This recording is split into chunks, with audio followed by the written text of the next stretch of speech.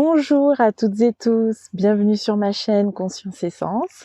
Donc pour ceux qui ne me connaissent pas encore, Sandy, donc coach de vie certifiée spécialisée dans les blessures émotionnelles et praticienne PNL.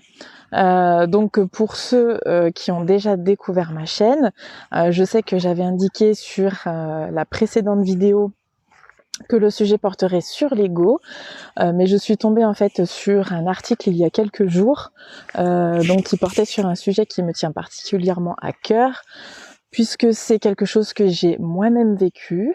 On n'en sort pas comme ça m'impacte encore aujourd'hui. Donc voilà, je voulais parler de ça parce que ça peut permettre à ceux qui ne l'ont pas vécu d'avoir des prises de conscience et de comprendre que c'est quelque chose de bel et bien réel et souffrant pour les personnes qui le vivent, parce que j'ai beaucoup trop entendu moi-même des personnes qui ont un avis personnel sur ce sujet. Chacun pense comme il veut, mais je pense qu'il manque d'informations et des prises de conscience aussi pour les personnes qui les vivent, afin qu'elles se sentent reconnues dans ce qu'elles vivent, puisque ça existe bel et bien. Voilà, puisque certaines personnes vont penser que c'est juste une manière de pouvoir, alors je cite juste les termes qui ont été employés, prendre des vacances. Voilà, non, ce ne sont pas des vacances, je tiens bien à le préciser. Le sujet, si vous l'avez peut-être déjà compris, portera donc sur le burn-out. Donc le burn-out est une maladie professionnelle qui n'est pas encore bien reconnue et donc néanmoins a quand même beaucoup d'impact sur le côté psychique et physique de la personne. Donc ça reste quelque chose de concret, sauf que ce n'est pas mesurable. Et étant donné dans ce monde très cartésien, donc tant que ce n'est pas mesurable, ça n'existe pas. Donc si, ça existe. Je sais que pour ma part, parce que je vais parler de ma propre expérience, ce qui s'est passé, c'est que déjà c'est très insidieux. C'est une fatigue en fait qui va s'accumuler, puisqu'on va toujours nous en demander plus.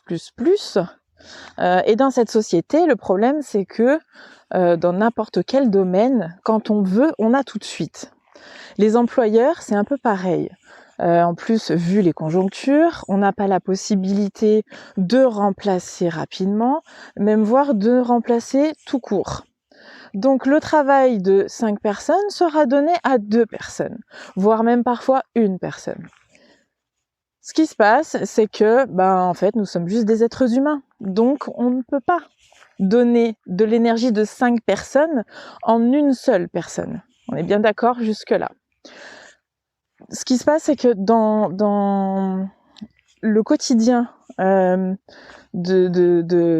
cette personne qui va commencer à vivre le burn-out, donc comme je vous disais, c'est très insidieux, ça va s'étaler dans le temps. Ça va être des journées où on n'est pas bien, forcément. Et comme il y a des journées où ça va à peu près, on se dit ça va, je peux continuer à aller travailler, c'est pas un souci.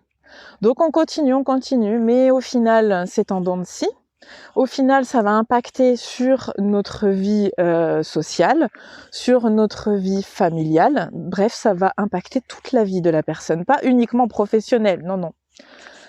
Donc ce qui se passe, c'est qu'il va y avoir donc les montagnes russes. Un coup ça va aller très bien, un coup et encore très bien, plus ça va et moins il y a de moments très bien.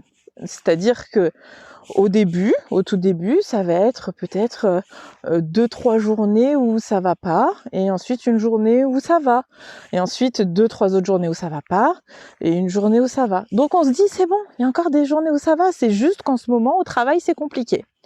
Donc on ne s'écoute pas et on continue. Par contre, il y a une part au fond de nous qui se dit mais je comprends pas, je suis toujours fatiguée, je suis toujours sur les nerfs, j'arrive pas à comprendre pourquoi. Eh bien, c'est tout simplement parce que le burn-out s'immisce insidieusement dans notre quotidien. Donc, les premières alertes, déjà, ça va être la fatigue. Mais quand tu t'aperçois que tu fais tes nuits et que la journée tu es tout autant épuisé, là tu te rends compte qu'en fait non, c'est pas une fatigue normale, une fatigue saine, parce que tu as passé une journée de salarié plus une journée pour ceux qui le sont de parents, non.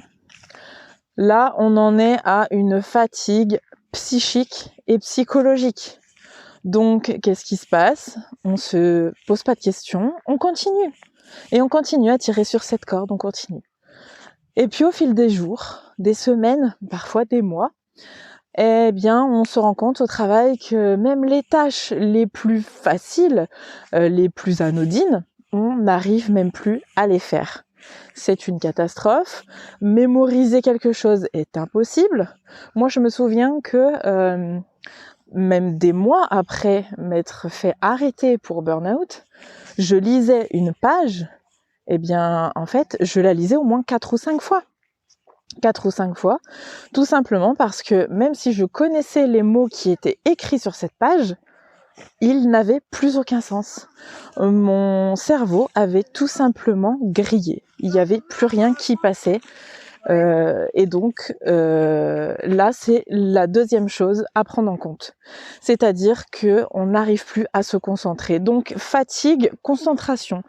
Ensuite, il va y avoir les sautes d'humeur. C'est-à-dire que on va rentrer à la maison, parce que bien évidemment, on n'ose pas trop montrer son naturel au travail, hein, pour la plupart du temps. On arrive à la maison et qu'est-ce qui se passe? Eh ben, on s'énerve et on ne sait pas pourquoi. La moindre chose nous agace et impossible eh bien, de fonctionner autrement. C'est un coup on pleure. Ah oui, parce qu'il y a aussi ça. Donc, troisièmement, saute d'humeur. Ça fait partie des sautes d'humeur, hein. Pleurer. Donc pleurer à ne pas savoir pourquoi. Eh bien, c'est tout simplement l'épuisement de toute cette période où on est sous tension perpétuelle. Donc, malheureusement, quand on n'est pas bien au travail, pas bien à la maison, eh bien, qu'est-ce qui se passe? On dort mal. En fait, c'est un cercle vicieux. Donc, épuisement. Ensuite, l'appétit qui va se modifier. On va avoir justement soit, alors après ça dépend peut-être des personnes qui vont ne plus rien avaler parce qu'elles en sont incapables, elles ont la boule au ventre constamment et c'est impossible pour elles de manger quoi que ce soit. Ou soit des crises, pour moi par exemple, ça a été des crises d'hyperphagie. Les crises d'hyperphagie, qu'est-ce que c'est? Eh bien, c'est ce besoin, en fait, c'est comme des crises de boulimie, sauf qu'on ne se fait pas vomir, en fait. Donc, on va ingurgiter des quantités, mais je pourrais même pas vous dire, elles sont énormes, des quantités de choses, bien évidemment, pas saines, hein. Ça va être soit sucré, soit gras, voilà. Mais pourquoi? Parce que moi, personnellement, ça a été un réconfort pour moi. Je ne savais plus comment m'apaiser. Eh bien, moi, ça a été comme me réfugier dans la nourriture. Sauf que derrière, eh bien, on rajoute une sixième chose, je sais même plus où on en est. Eh bien, la culpabilité. Parce que la culpabilité, on l'a sans cesse dans cette période. Il faut bien le savoir. Et ça te bouffe de l'intérieur. Donc la culpabilité, pourquoi? Déjà quand tu fais, moi en tout cas, quand j'ai fait ces crises d'hyperphagie, la culpabilité, je l'avais à chaque crise. Donc déjà, il y a celle-ci. Ensuite, si tu as un entourage qui a tendance à ne pas connaître ce sujet et du coup à malheureusement juger, tu vas te sentir jugé et tu vas en venir à te remettre en question et à te dire peut-être qu'ils ont raison, peut-être que ce que j'ai c'est rien. Si, c'est quelque chose, si. Et malheureusement, eh bien, il y a des entourages qui ne connaissent pas ça et qui auront tendance, voilà, à malheureusement juger. Surtout que, il faut le savoir, quand on est arrêté pour burn-out, et attention, je ne suis pas en train de faire de la pub pour que les personnes qui, elles, veulent vraiment se prendre des vacances, le fassent, hein. On est bien d'accord que c'est pas fait pour ça. Moi, je fais cette vidéo uniquement pour les personnes qui veulent s'en sortir, qui ne se sentent pas bien et qui sont dans cette situation. Donc il faut savoir qu'en fait on est sorti libre, tout simplement. Pourquoi? Parce que comme nous ne sommes pas bien psychologiquement, on a justement besoin on a justement besoin de se ressourcer. Et donc, il n'y a pas de... Alors, de mémoire, il ne me semble pas qu'il y ait des horaires de sortie, justement. Il me semble que c'est sortie libre. Moi, en tout cas, j'ai eu sortie libre. Donc, qu'est-ce qui se passe ? Eh bien, il y a certaines personnes dans ton entourage, et ça peut être tes amis, tes collègues, ta famille, qui vont te dire « Mais, en fait, tu fais ça parce que t'es en vacances, quoi. » Non, non, je fais ça parce que j'ai besoin de repos. Donc, le problème, c'est que la culpabilité va jouer également par rapport à votre entourage. Donc, vous allez être constamment dans la culpabilité et en plus de ça, vous avez déjà tellement de mal à prendre les devants pour aller chez votre médecin et vous faire arrêter parce que c'est tellement insidieux, tellement, on va dire, abstrait, bien que les symptômes sont réellement là. Hein. Mais là, on parle pas de se casser un bras ou une jambe. C'est ça qui est difficile, en fait. Donc, c'est pas mesurable, c'est pas quantifiable, c'est pas, palpable. Du coup, ce qui va se passer, c'est que nous-mêmes, on va avoir du mal à se faire aider et à aller donc chez un médecin pour faire reconnaître cette pathologie, donc cette maladie qui est le burn-out. Donc du coup, culpabilité aussi envers l'employeur et culpabilité envers soi-même en plus, parce que on va pas s'infliger que ça, hein. Bah non, faisons-le en grand. Donc, ce qui va se passer, c'est que culpabilité par soi-même, parce qu'on se dit « mais je le sais que je suis pas bien. Pourquoi j'y arrive pas ? Pourquoi j'arrive pas à aller chez le médecin ? Pourquoi j'arrive pas à prendre soin de moi ? Je le sens que je vais pas bien. » Et ensuite, le lendemain, au réveil, c'est « bah non, ça va. Bon, bah c'est bon, j'ai pas besoin d'aller chez le médecin. » Et voilà. Et c'est comme ça que ça s'installe petit à petit. Donc, vraiment, les signaux d'alerte, déjà, c'est épuisement.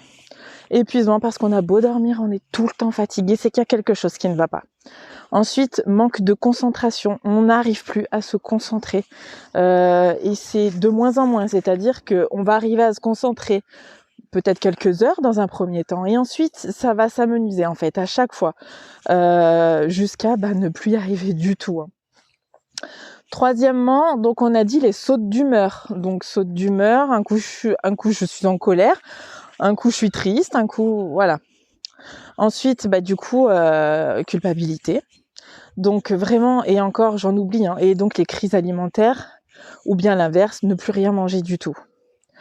Donc voilà, je voulais vraiment poster cette vidéo parce qu'en plus de ça, un burn-out, attention, ce n'est pas à prendre à la légère, c'est-à-dire qu'on perd de l'estime de soi, de la confiance en soi, puisque au travail, étant donné qu'on n'arrive plus à se concentrer, qu'on fait de plus en plus de bêtises sur des activités, des choses qu'on fait normalement au quotidien, on va commencer à se mettre martel en tête, je suis nulle, j'y arrive pas. Et donc, l'estime de soi qui descend petit à petit et du coup, on a du mal à remonter la pente. Donc, vraiment, c'est très important de déceler ça au plus vite, de se faire confiance et de se dire, oui, j'ai un problème, oui, je commence à être mal, à être épuisée et là, il faut vraiment que je me fasse aider. C'est trop important. Parce que là, en fait, ça fait donc 2 ans, 3 ans. C'est en moyenne 3 ans pour se remettre du burn-out. Donc, des moments difficiles, il y en a beaucoup. Il faut le savoir. Donc, plus vite c'est pris en charge, plus vite on s'en remet. Je sais que, par exemple, il y a des personnes qui ne retrouvent pas leur pleine capacité. Par exemple, de mémorisation, de concentration. Parce que justement, elles ont été trop loin. Elles ont attendu trop longtemps. Donc, c'est beaucoup trop important pour laisser passer ça. Donc voilà, et puis l'entourage, vraiment. Ça, c'est très important. Moi, j'ai par chance pas eu de jugement comme ça hein, sur moi, sur ce que je vis. Mais je sais, je connais l'avis de certaines personnes à ce sujet, à savoir que pour certains, attention, pas tout le monde, mais que certains pourraient en jouer pour avoir des vacances, par exemple. Voilà, ou qui tout simplement parce qu'ils n'aiment plus leur travail se mettent en arrêt et font jouer donc le côté burn-out alors que ce ne serait pas vrai. Seule la personne qui vit le burn-out peut savoir si ça l'est ou pas. Donc vraiment, si vous n'êtes pas bien, il ne faut surtout pas attendre et laisser passer. Parce que derrière, il faut savoir que ce qui se passe aujourd'hui, ça va sur ton demain. Donc vraiment, plus tu laisses passer, plus ça va rester longtemps.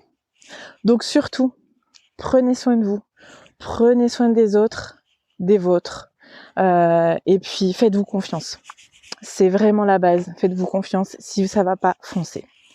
Voilà, donc j'ai fini pour cette vidéo qui a duré longtemps du coup, mais c'était beaucoup trop important.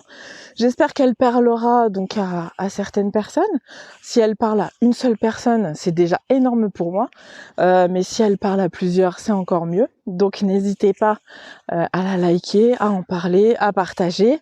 Et puis moi tout ce que j'espère, c'est que on arrive à faire reconnaître cette maladie, on pourrait dire, ouais, parce que c'est pas encore reconnu comme ça vraiment.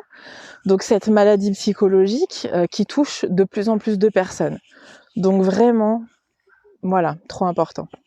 Eh bien écoutez, le prochain podcast, cette fois-ci, portera sur l'ego. Et en attendant, eh bien je vous souhaite une douce et merveilleuse fin de journée. Bisous à vous.